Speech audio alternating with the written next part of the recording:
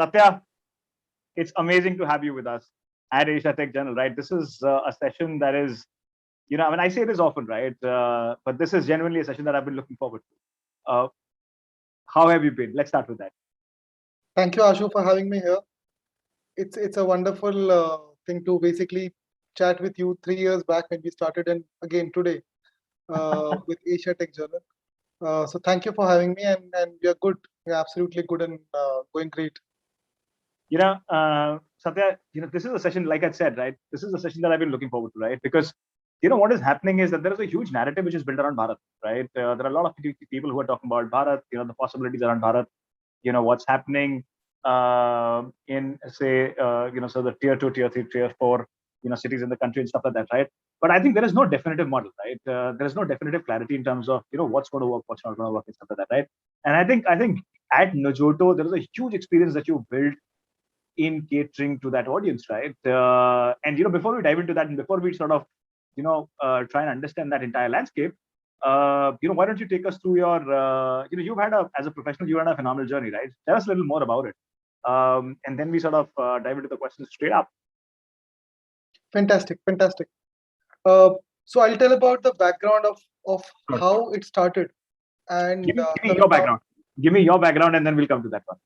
Fantastic.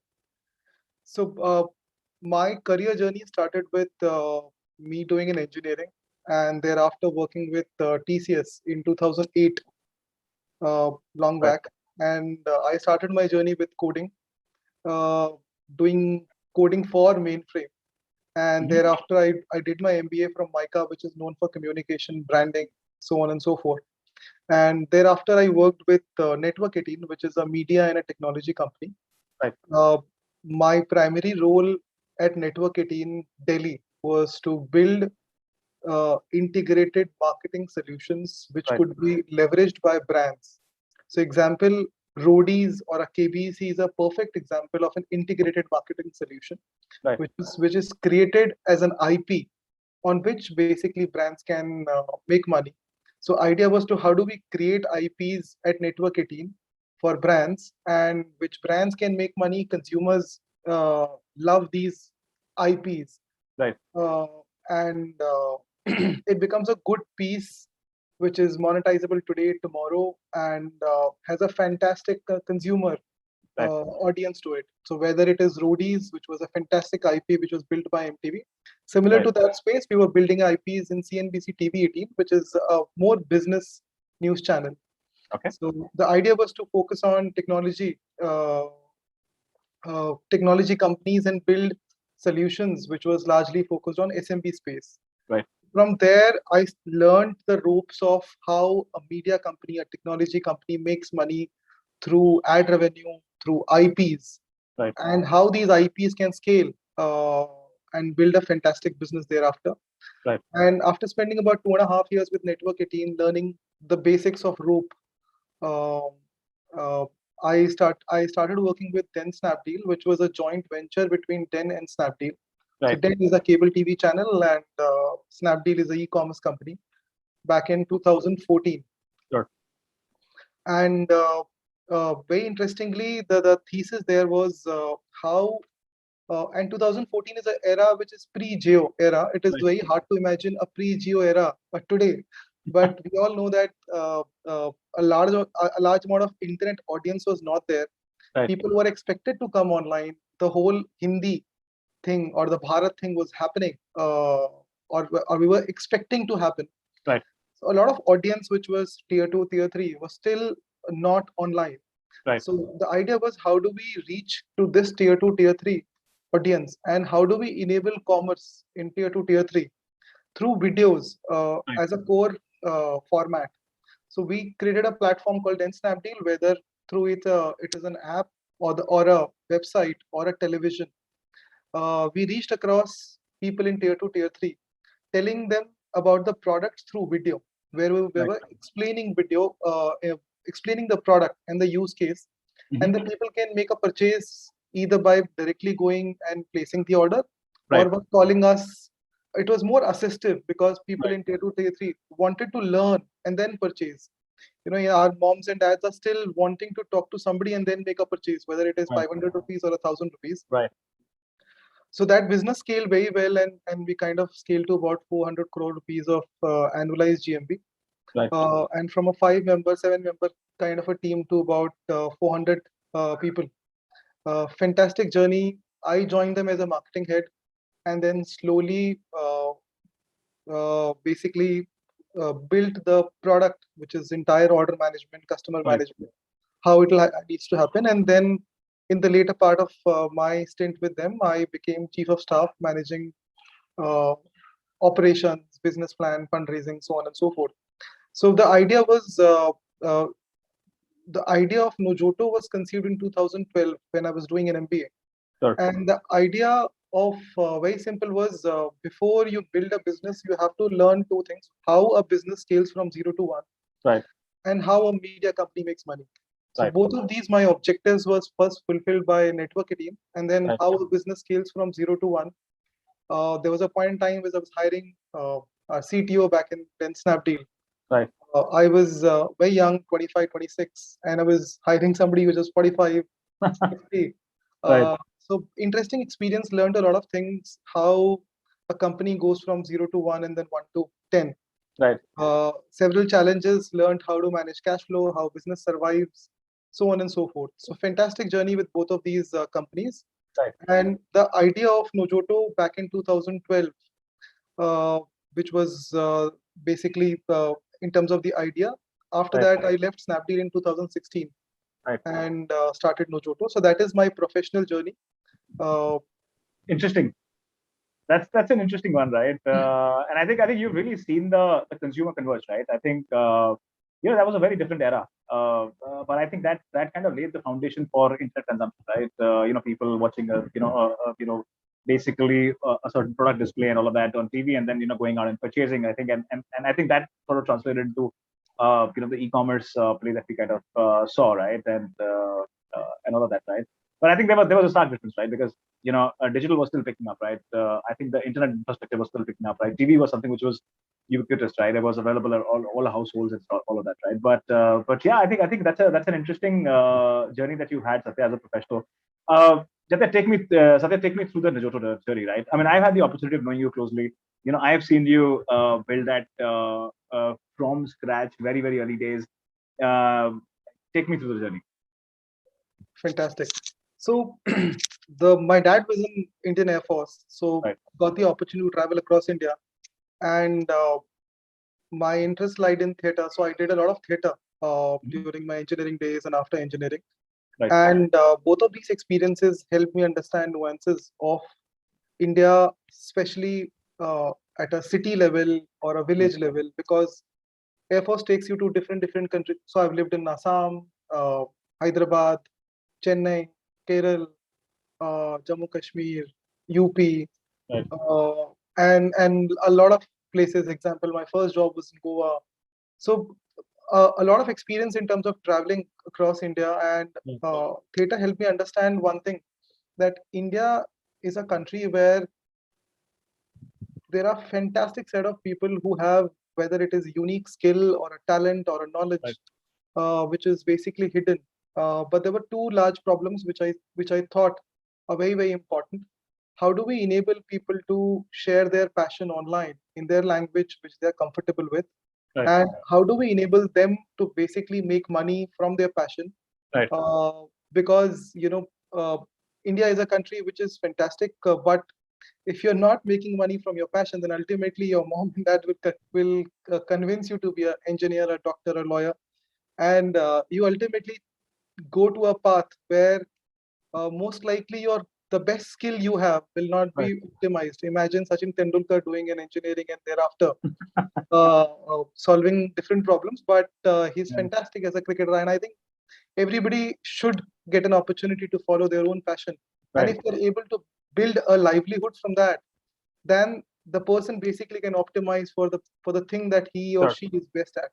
Right. That was the core idea. And so after booking the domain in 2012 and my two stints at Network 18 and Snapdeal, I left the job, and for 6 months from 2016 October to 2017, my basic job was to talk to people, people who are doing arts, people who are doing podcasting, people who are doing storytelling. So I spoke Right. to about 4,000, 5,000 people, My God. and kept on writing these experiences. And couple of them are published on Medium, couple of them are Right. published on Blogspot. Right. And then thereafter built a very small website, which was stories of, as in people and their experience. Right. And when that website started getting traction, when these stories were being basically consumed by people, uh, the idea was basically to form a very, very important core team. Right. And during the Snapdeal days, I met Kamal, who's the CTO of the company, and we became friends. We went out. We basically spoke about this idea, and when this idea was getting traction, he and Amit is basically the product guy, and both of them left their jobs in 2017, and we started building Nojoto. Right. Thereafter, two more gentlemen joined the bandwagon, which is Mukesh and Himanshu. One handles growth and one handles the whole design and user experience at Nojoto. Right. And that's how we became like a core team of 5 people with very, bootstrap. We had like a couple of lakh rupees saving from our earlier jobs. Right. And the idea was basically how do we scale it up? So we built an app, we scaled the website, and we hired 3 more folks. One right from engineering college in Chandigarh, and 2 more gentlemen who still continue to be with us even today after 3.5 years. Right. And so from there, from 5 we became 8, and then we raised a very small amount of angel money, and then we again scaled that platform, and from 8 to we became 25, and Wow. that's the story today. That isn't, I mean, I've seen you build it, right? And I've seen the product evolve, Satya, right? From what it was to what it is, right? And I think it's been some journey, right? And I think what is difficult is that when you're in an environment, and I think which you possibly can comment on as well, is that when you're in an environment where there's so much happening, right? And I think around the time you started, there was so much happening which was in the content space, right? That it becomes very difficult to prioritize, right? It becomes just very difficult to navigate, right? Which is the piece that you want to pick up, right? And I think around the time you were building Najoto, right? I think TikTok was happening, Musical.ly was happening. I think everybody was, there was this huge surge. ShareChat happened around the same time, right? There was this huge surge of, user-generated content platforms that came up, right? And I think you continue to sort of steer very clear, very focused in terms of prioritizing your area where you wanted to bring in the creators to come in and create content and stuff like that, right? So I think your entire philosophy was essentially around enablement, right? Where you can become an alternate source of, say, of course, income, but also very focused in terms of the kind of content that gets produced, right? What's been that phase of the journey like? So very interestingly, we always focused on content creators, because Right. if there is no supply, there is no demand. Sure. So one is we always focused on creators. One Right. also that comes from the experience of theater, that if there is storyteller, there are story listeners basically. Right. So one is when we kept on our focus on creators, while a lot of platforms focused on demand and Right. maybe scaling the demand. But the idea was we kept on focus on creators, as in because and in creators also we focused on 3 C's internally: Right. content, community, and commerce. Those continue to be our core pillars of product. Right. Wherein, very simple philosophy: if you enable a person to tell story, which is Right. content, Right. enable a content creator to build their own community. Right. And the third C is enable them to build commerce. Right. Then the entire piece becomes very, very easy. So if you're able to solve a creator's problem of telling a story, building the audience, and Right. helping making money, Sure. then you will continue to stay focused. So all the experiments that we did around content, we focused on these 3 C's: content, community, and commerce. Right. And interestingly, also made a lot of mistakes in this journey and learned. One, we started focusing on a lot of categories very early on. right from food to travel to lifestyle to others. And then we Right. kind of focused and narrowed down on storytelling, because Right. what we felt was storytelling is a category which is people who love to read books Sure. Sure. and people who love to tell stories. Right. And books market in India is about 700 billion.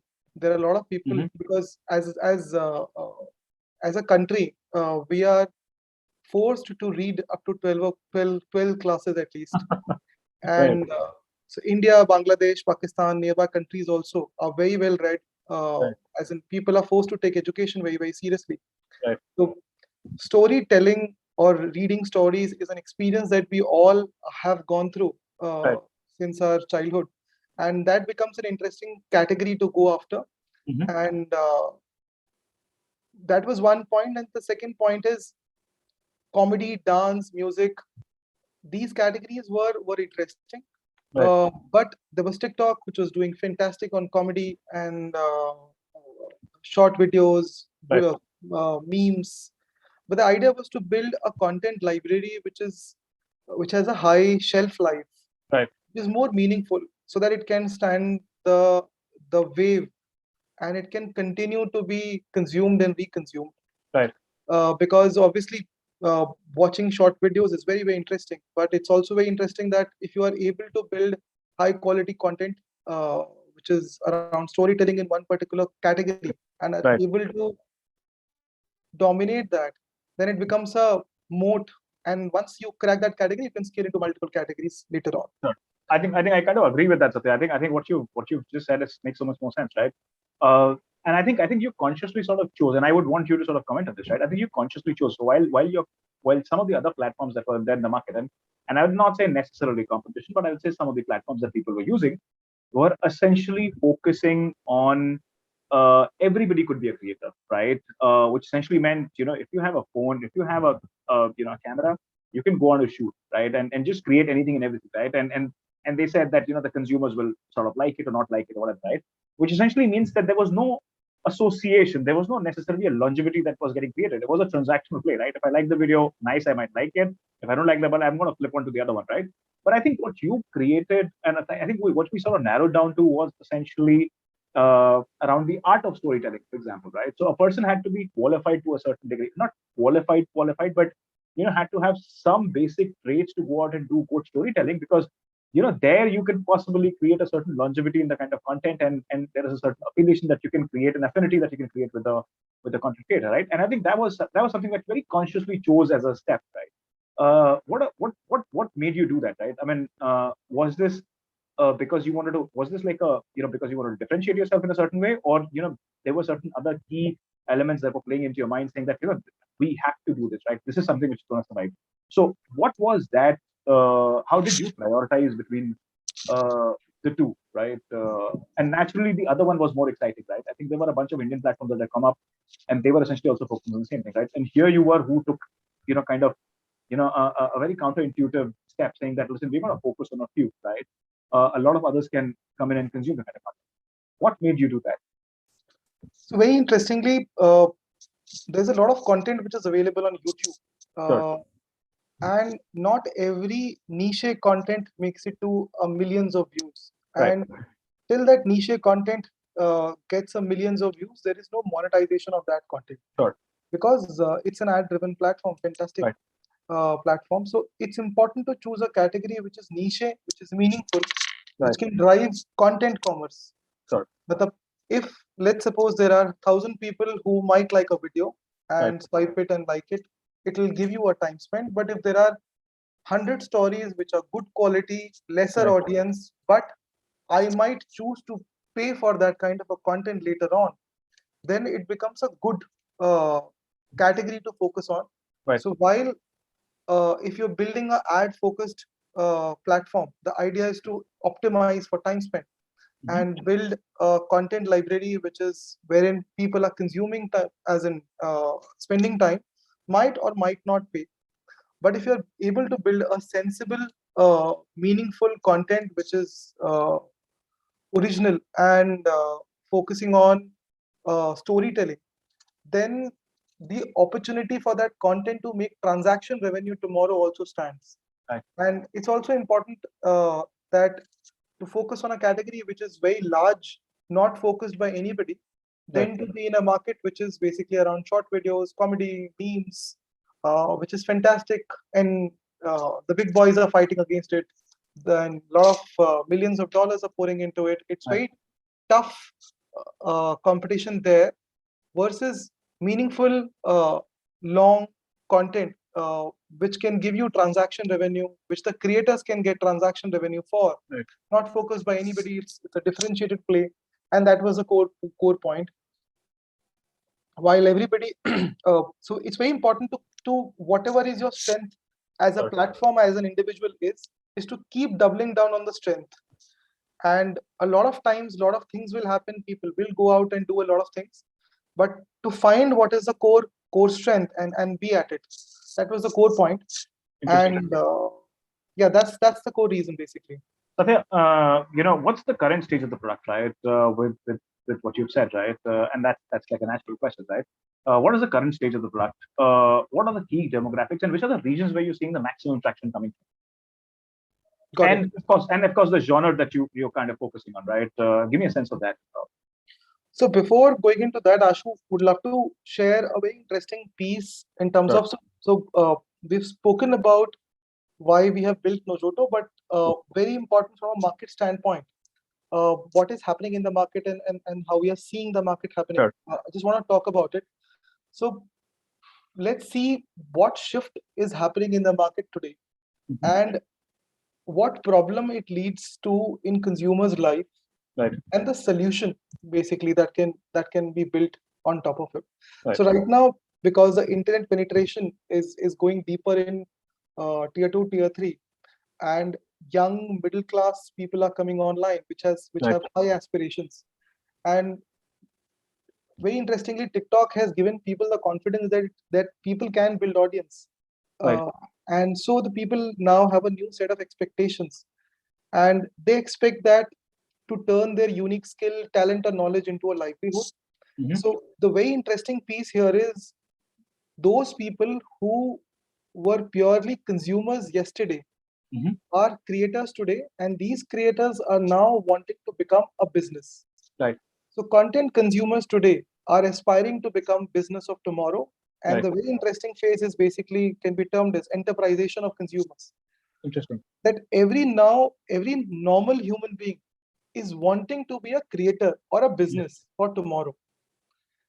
So because of these new expectation that even I can make money online, this is an interesting phase which is happening in the country. So because of this new realization or expectation, what people are looking for is an opportunity where people can make money directly from their audience by telling a story or creating a content in their own language.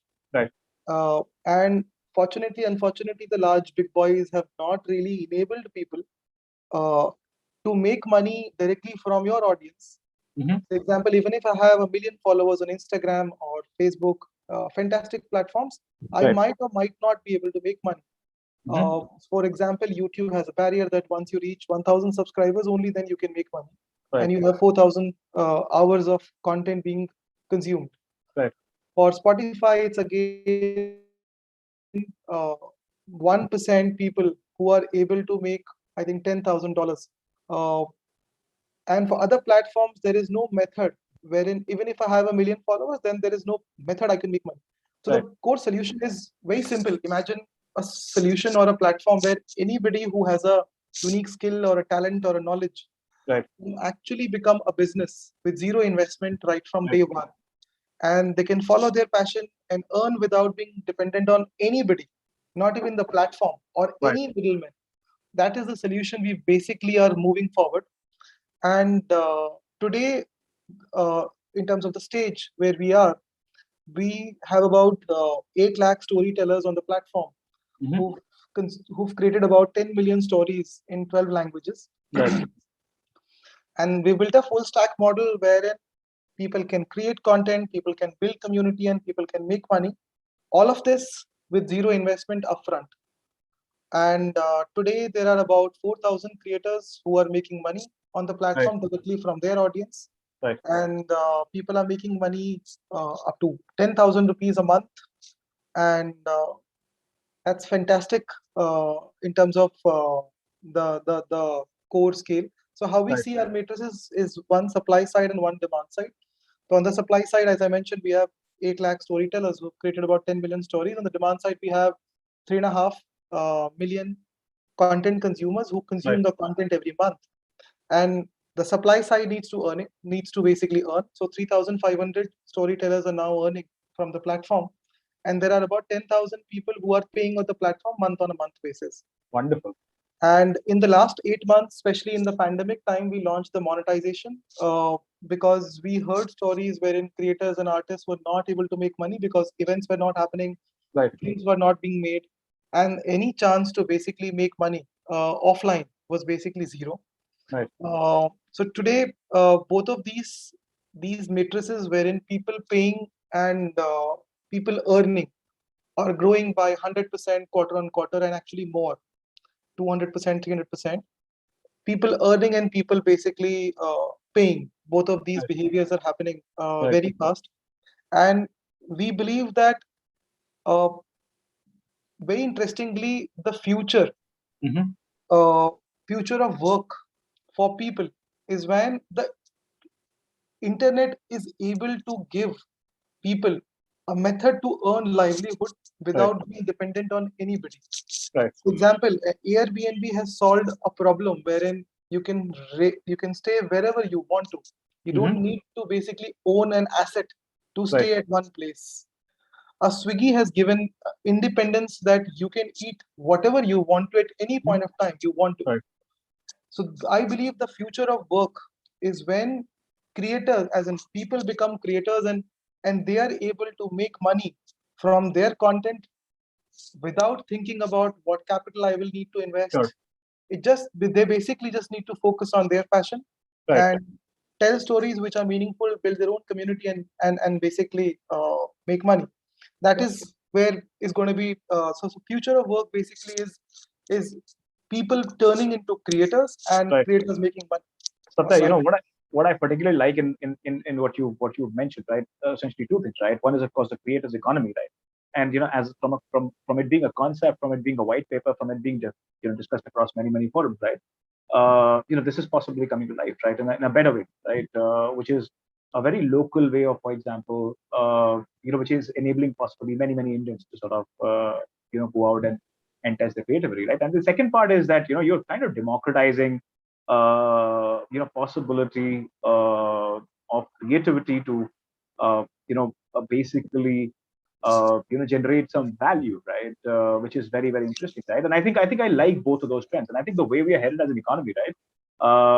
This is a space which is I think it'll be difficult. I think we are headed into a space where there are going to be many creators, right? And eventually these creators will need a platform where they can go out and and kind of engage and create and so on and so forth, right? And possibly a lot of people are going to make that choice.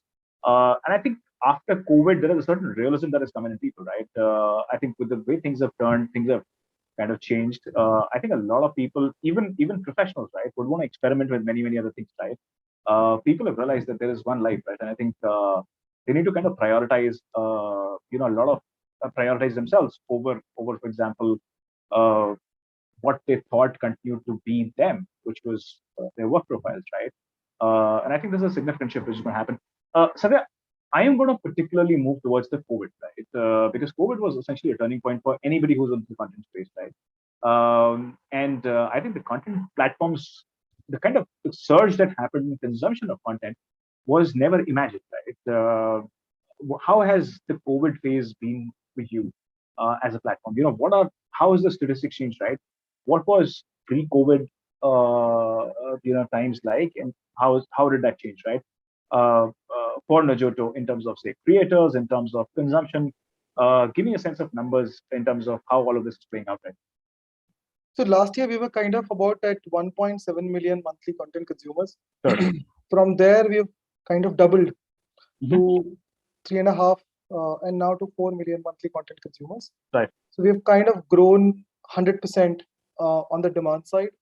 Mm-hmm. The time spent per user per day has basically seen in growth. Mm-hmm.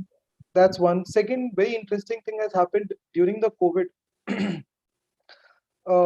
which is around monetization, which is the supply side was crunch of money, Sure. which is not able to make money, and the Right. demand side, as in people, were largely in their home consuming things on their mobile phone. Right. And for the very first time, very interesting thing happened that in-app revenue has crossed advertising revenue globally. Interesting. Yeah. So the point is, if you're basically focused to stay at a home and you're given a mobile, so Right. obviously you will consume and some of you will pay. Right. So India had about 21 million uh, paying users in 2019, and it was projected that in next 4 to 5 years we will be about 100 million paying users across India. But I think we will reach there much more early. Right. And the number of, as in the payment penetration in India has significantly increased. So Right. that effect we'll see on content platforms like us also, as a number of people who are paying online has, we were basically pre-monetization, and now we are at about 10,000 paying users, Right. which has all come during the whole COVID phase, Mhm. which is fantastic, basically. Okay, very interesting. Satya, tell me this, right? So I think this is a point that I have with a lot of people, right? There are, and let me put it this way, right? You know, the surge that happened in COVID, right? We've been an economy which has a tendency. I mean, Indians are very resilient. We are very resilient, right? Our problem is that of too many, right? And if we don't turn up, somebody else is going to get that job, employment, all that, right? And we're a very touch and feel market, right? Now, we were in a lockdown, say in March, April, May, June, right? And July onwards, it started sort of the unlock started to happen, right? And the demand started to sort of come back. People were back in the markets, right, till the second wave hit us. And it stayed, but we haven't really gone in for a very, a strict regimental lockdown. We've those are. I mean, we've been a little easy on how things are, right? And then that is essentially in line with the requirement of the economy, right? Uh, once we are beyond this, right? Do you think we're going to go back to normal? Do you think there is going to be a contraction of demand? What are your thoughts about it, right? Or is this something, the trends that have picked up have become habits, and it's here to stay? People will continue to consume. What are your thoughts about it? So very simple, as in during my engineering days, I used to play a lot of cricket. I had a lot of time, and I used to play cricket. I used to play chess. Then I started working. And I started reading more, spending more time on reading. Right. And as I continued to grow, the habits which got formed and which are forming, I Right. continue to stay with them. Mhm. So once you understand that you can basically learn something by sitting at home or Right. consume entertainment without going to an event or offline, but you can just Mhm. consume it online. Right. Once you basically understand that the problem which was there earlier got solved today, Right. and even if the COVID goes away, I give you a lesser efficient solution, you are less likely to move away. Right. Obviously, people, once the lockdown gets over and the COVID phase also gets over, people will move outside, people will spend time outside. But things which are more efficient online, example, ordering food or learning, uh, or online events, Right. things which are more efficient, people which things which are more efficient, I will not be moving to a thing which is lesser efficient. Right. So obviously, habits which get formed during the COVID, habits which are efficient will Sure. continue to stay. Okay. If you've learned that during the COVID phase, you will do yoga and take care of your health, Mhm. and you believe that's a more interesting method, Right. Right. then people will continue to do what they have learned in the COVID phase. Right. Because human beings are basically sigma of their experiences, and once you Right. have that experience, which is fantastic, you will continue to be with that experience. Right. Satya, one more question that I have, right? And I think what has happened around this particular time, right? And I think and I keep talking about COVID and across all many conversations that I'm having, right? Because it's just that it's a watershed event, right? Generations hopefully and for a very long time are not going to see an event like this, right? Um, you know, uh, Given that people were essentially, like you said, like locked down in a certain setting, right? And they had nothing really more to do beyond consuming content of just about say 3 or 4 screens, right? There are like a bunch of things that happen, right? So there is a certain sense of homogeneity which is coming, right? Because there was not like a lot of content which was, we weren't prepared for an event like this, right? So you had certain content, and people eventually had to go out and consume a lot of content, right? What that has done is that it's got a very different kind of exposure, right? There was an arbitrage between, say, a tier A market and a tier 2 market, right, or tier B market, right? That arbitrage went away, right? So I could be at my home in Delhi, I could be at my home in, say, a Jabalpur or a Bhopal or a Kanpur. I was essentially consuming the same form and quality of content. I mean, of course, with some variations and all that, right? What that did was that, there is a certain of so that the influence changed, right? Especially in more so for a tier two, audience in the tier two segment, right? Do you think, and given that there is this entire influence play which is coming, right, and then the platforms are playing and will continue to play a very very important role. Do you think they'll be the new platforms for brands to go out and engage with their audience? Because there is a certain sense of, there is a certain sense of affinity that has gotten created. There's a certain sense of influence that has gotten created. There's consistency in consumption that is coming in, right? Do you think we are in for a phase where we're going to see a very different kind of a relationship between some of the platforms like Nojoto and brands that are operating out there? Because the influence or the source of influence is now kind of shifted to these platforms. What are your thoughts about that? So largely the question you're asking is how relationships will be driven between brands and influencers. Correct. And is this going to shift to the newer platform post-COVID? So let's look at this. So whenever we talk about content platforms, largely UGC, I see that as a country, as an and it's very beautifully also said by the guy who founded Musical.ly, TikTok. So whenever a country, like let's suppose you've discovered a new piece of land, and there are people. The moment new land is discovered and there are new people who are living there, some people will become famous from there. Whenever some people will become famous from a new land, some people will chase them because they have an influence. The moment any platform starts producing leaders or stars of their own, there will always be, whether it is consumers ready to pay them or brands ready to pay them.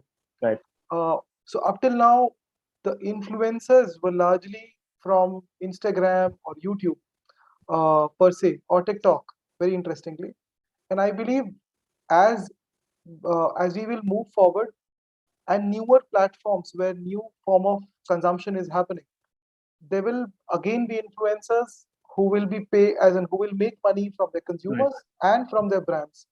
So as and when newer content platforms get formed, and every content platform will produce stars, people who are very big in terms of audience base on those platforms. We will continue to make money, and brands will have to go after them, because if there is a significant audience which is consuming, let's suppose, audio, video, text, and there are influencers, any brand would want to engage with them so that obviously they can share their message through the influencers to a larger audience, which is more trustworthy.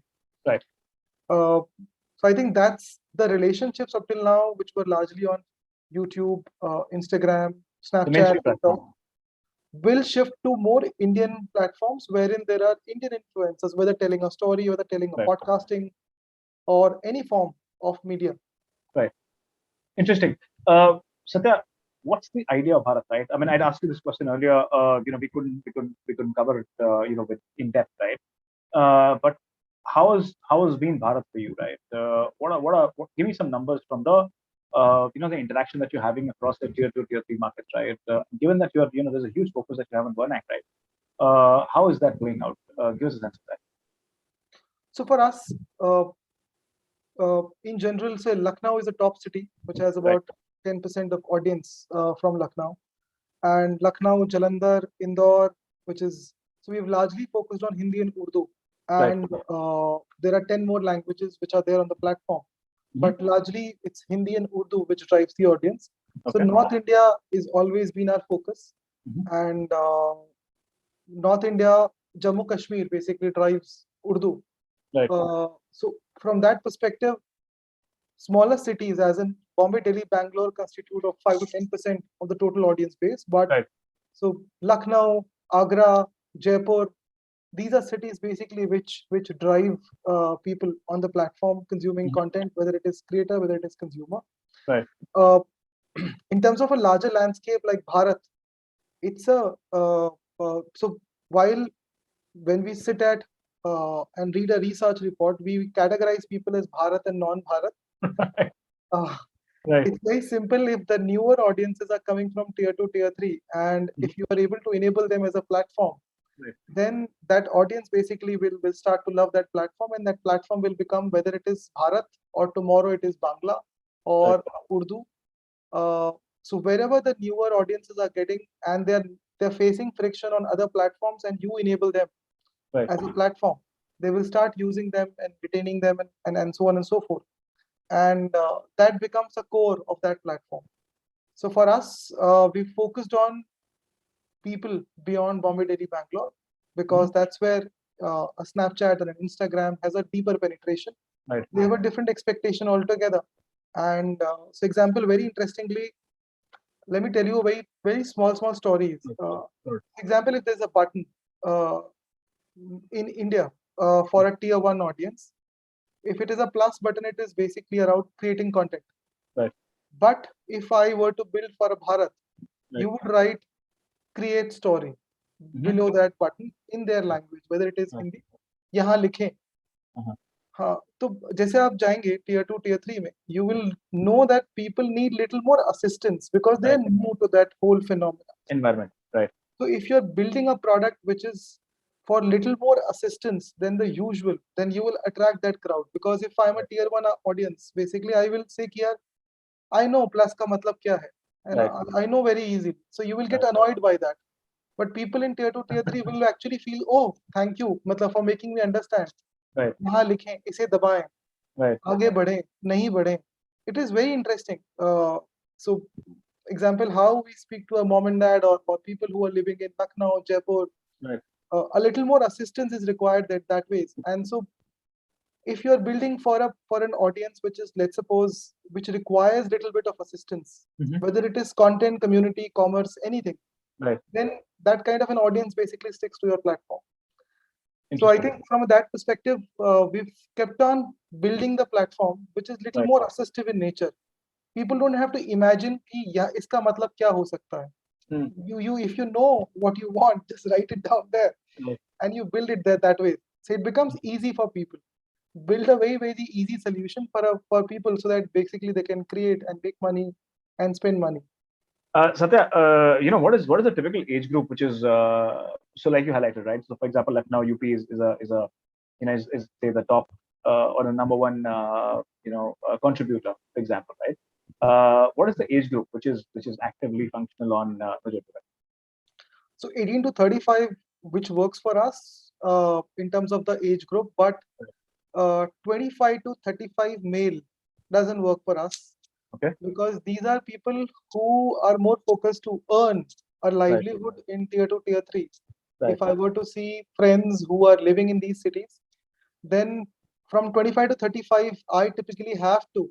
My college is over. I'm typically basically working somewhere and trying to earn 10,000, 20,000. Right. So that age group of 25 to 35 male is not really active.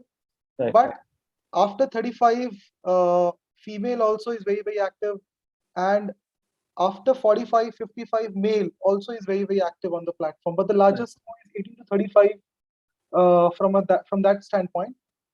Female first is very important because, again, if you go to smaller villages and towns, women, after doing their basic work in life, they have a lot of time, and women are fantastic storytellers as well.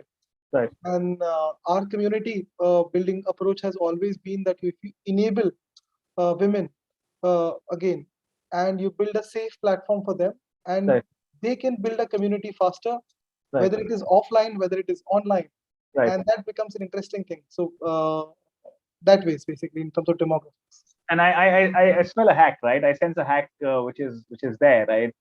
And this is not something which this is something that I've heard on in my conversation with the founder, right? which is that if you are creating, and especially when you're in a creative environment, right? If you're creating a women-first community, the convergence is higher, right? Which also leads me to my next question, Satya. Is that how's been the onboarding, right? Typically, tier two, tier three operations are slightly different way. How easy or difficult has been, or how say complicated has the onboarding process been? Have you gone the typical traditional route, or what are some of the say the hacks like the one we discussed, right? That you've put in place. So very interesting, and we are actually doing a lot of things in this area. So Sure. I'll tell you some key learnings here. The moment we enabled people to Right. make money on the platform, Mhm. there were some storytellers and creators who knew how to build an audience and how to Right. basically make money from their content. Sure. So first method was creating a live show which Mhm. people could price from 1 rupee to 99 rupees and sell tickets so that Right. they can make money. So we learned that, and we used to keep talking to creators because that's where we are. Right. And creators who we basically gave an option to create a live show, share it with their audience on a WhatsApp group, and those people in that WhatsApp group basically can purchase a ticket. Mhm. And people who are followers on Nojoto, they also purchase a ticket. Right. But the creators who we speak to basically on an average gets about 10 paying user a month. Interesting. If you average it down to about 100 rupees ARPU for a paying user, it is about 1000 rupees. So if Mhm. you are able to assist a person, he is able to make 1000 rupees a live show, which roughly translates to 5000 rupees over a month, because you can Mhm. practically create 5. Right.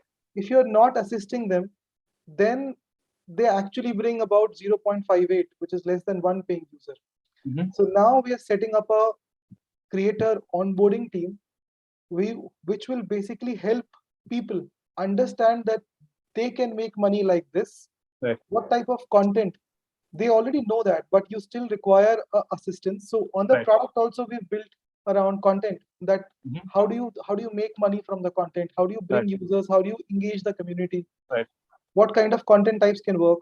And we are also building a assistive as a creator onboarding team, Mhm. which was also early e-commerce era, where you have Right. seller onboarding team, Right. where we used to help a seller understand what kind of products can work for that. So we Mhm. are building a creator onboarding team which will assist creators to optimize for audience building and revenue earning, along with building a something called Nojoto's Creators Academy, Mhm.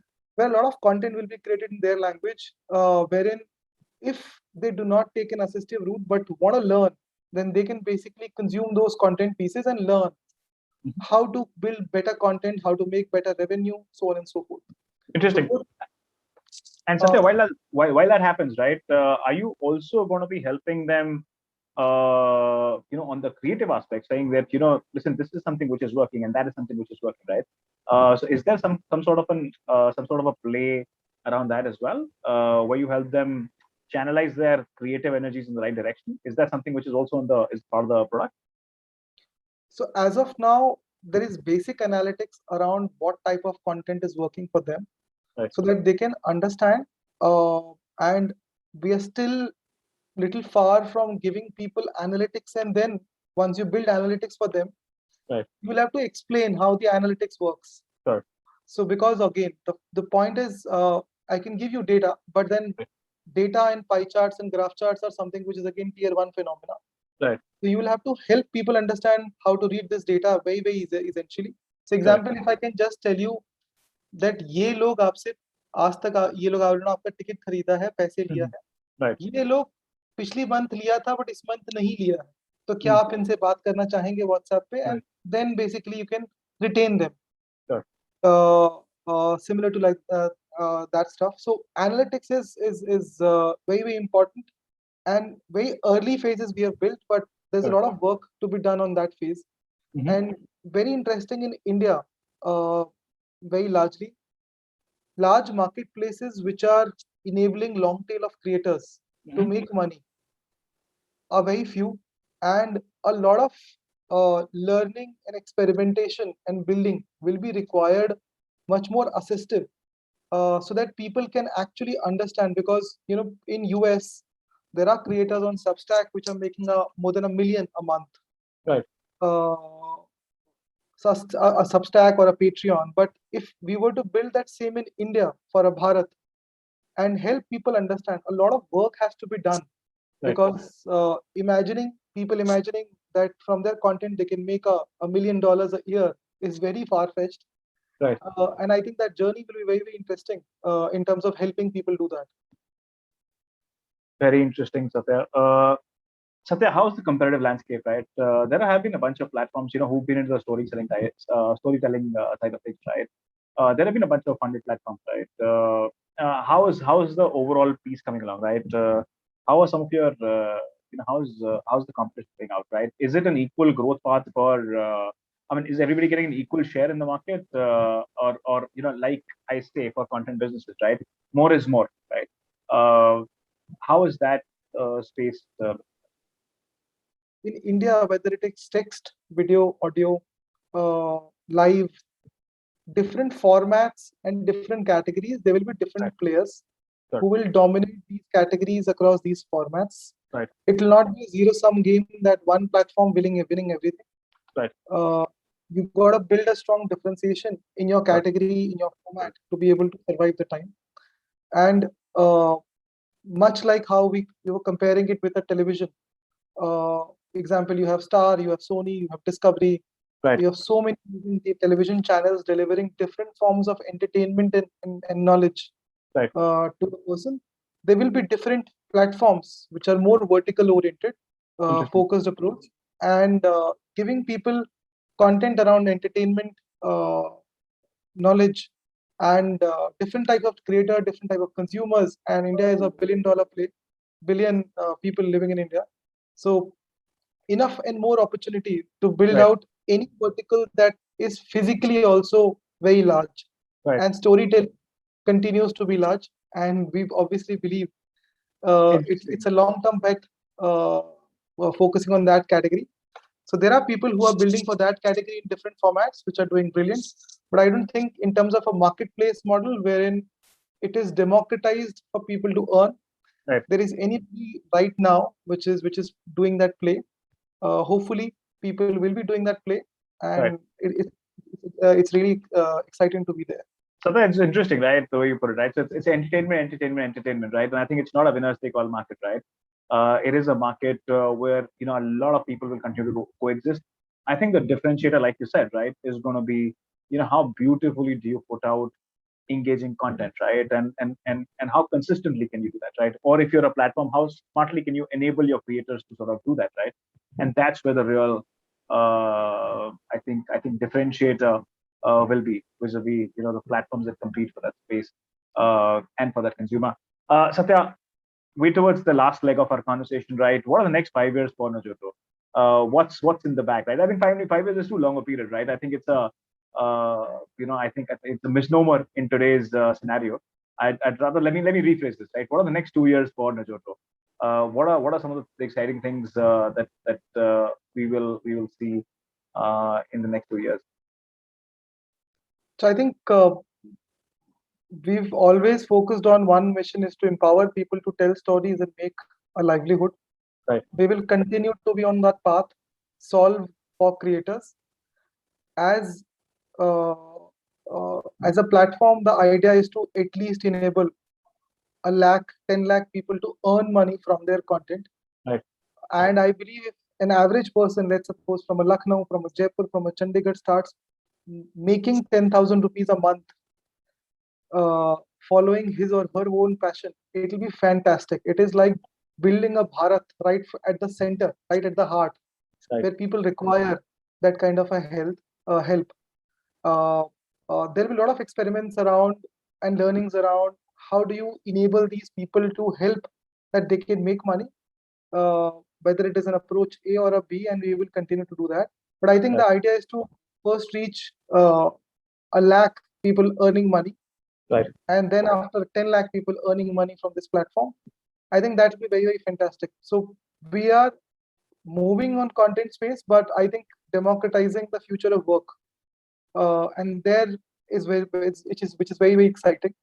And it is like building a country wherein the moment you basically help two people transact together, Right. you solve earning for one, you solve entertainment for second, and that's it's going to be very very interesting journey forward. So I'm very excited about how this whole space is going to be moving in India. It's Right. very very early in Right. terms of how the space is, but the whole content commerce and community commerce is very very interesting. And trust me, platforms like this, uh, wherein people are able to build their audience and make money, the trust is very very high, Right. because these people basically help or manage their own audience, and I think that's going to be very very interesting for us as well. So be excited about the journey forward, and hope that we reach a point where we are able to enable a lakh people to make money Right. from their content uh, as fast as possible. And that's, I think, is the next 2-year plan roughly. Right. I think Satya, that's so heartening to hear, right? I think I've seen you really sort of build it from scratch, and I think where you are today, it's absolutely amazing, right? It's overwhelming to a great degree, right? And I think the way it's evolved for you, right? I think the way you calibrated every single piece of this journey has been absolutely beautiful, right? I can keep going on, but I think one thing which has been consistent about you is your uh, is the willingness, right? And it's the commitment to the cause, right? I would want you to share your top 2 or 3 observations, insights, advice for many entrepreneurs that are there, right? You are at a vantage point. You're at a little ahead of many people in your journey. What are some of the inputs and advices that you have for entrepreneurs who are building within this space? Otherwise, uh, you know, uh, what will be that, say, 2 or 3 points? So I think first is very very interesting is always believe or work for the larger goal or the Right. output, whether it is any business, a food business or education business or a content business. If you are successful after 5 years, 10 years down the line, what Mhm. is the outcome that you believe, and what will be the impact of that uh, platform on Right. the world? So what is the outcome that we are chasing? It has to be crystal clear. Right. If you are empowering people to tell story or build or make a living out of it, then you have to be absolutely clear, apply first principle. There are a lot of platforms and a lot of things which will happen in between which might defocus you कि आज ये बना लेते हैं कल वो बना लेते हैं. It's very very tough to do Right. those calls wherein every shiny object you might not run after. So it's very important to have a very longer plan and take that bet and constantly focus on your supply, your demand, and constantly build for that. So I Right. think one is longer term bet is very very important. And if that bet succeeds, what is the outcome that you are basically working for Right. day and night as an entrepreneur, which is both financial value for a creator, a consumer, a stakeholder, a team. What is the financial or otherwise outcome which will happen for everybody in the journey forward? So Right. one is to have very very long bets which are important, which are problems which are worth solving but nobody is solving. Right. Second is to build out a team. So example, very important, we build out a team which is independent. We run like a state government and central government. So every functional head has a North Star metric of their own which they are chasing, which have we have business level North Star and we have functional level North Star. These are output matrices which people basically focus on, and they can do whatever they want to, experiment whatever they want to be able to optimize, scale, exponential Right. bets that could be helpful. So to build out a structure where people are democratized internally as a team member to do whatever they believe could be helpful. Right. So to build a team which is more output focused in terms of the longer vision, also independence to do and experiment anything so that that problem can be solved. Right. Right. build out a team which could be aligned with that outcome, and they could be as independent as possible. Right. And the third is, if you are in the game, you can win the game, which means that if for you to be able to see the outcome, you have to be Right. in the game and survive. So to win the long-term game, you have to win the short-term game, Right. which is to obviously keep growing, whatever it takes to win the short term. Right. You have to do to make sure you survive to be able to win the long-term bet. So if that's what we keep saying internally. If you are in the game, you can win the game. You have to keep Right. learning and keep doing right for the long-term bet, but obviously optimizing whatever is required for the short-term goals as well. Wonderful. Satya, I had a conversation with a very, a very profound entrepreneur and a very dear friend, right? And he said that, of course, he mentioned a lot of what you said. But one thing that he also mentioned, like you said, right, a little he defined, right? He said, I have 1,000-day rule, right? So if you pick up something that you are serious about, you want to pursue, you have to give it a minimum of 1,000 days, right? That's the kind of commitment that you have to have. And irrespective of what happens, right, you're going to have short-term losses, you might have some blips, going to have great days, and you're gonna have all of that, right? But be in it for 1,000 days, right? You're gonna see a very different world. You're gonna see the opportunity play out in a very, very different way. And I think in today's time, it's just so much more relevant, right? I think we're in very, very dynamic markets. I think these are markets which will continue to play themselves out. I think continue to sort of outperform themselves, define themselves as we go along, right? So I think the timing couldn't have been beautiful, right? It's a massive opportunity. I think the entire country is coming closer. There's a certain sense of homogeneity which is coming in. Consumption habits are becoming more predictable, which essentially means it's a very strong foundation for commerce, right? And I think while, of course, international platforms kind of continue to incentivize in a very different format, I think Indian platforms will soon catch up, right? And hopefully soon. Satya, it was a pleasure to have you with us. Thank you for taking the time out. Thank you, Ashu. Thank you for having me.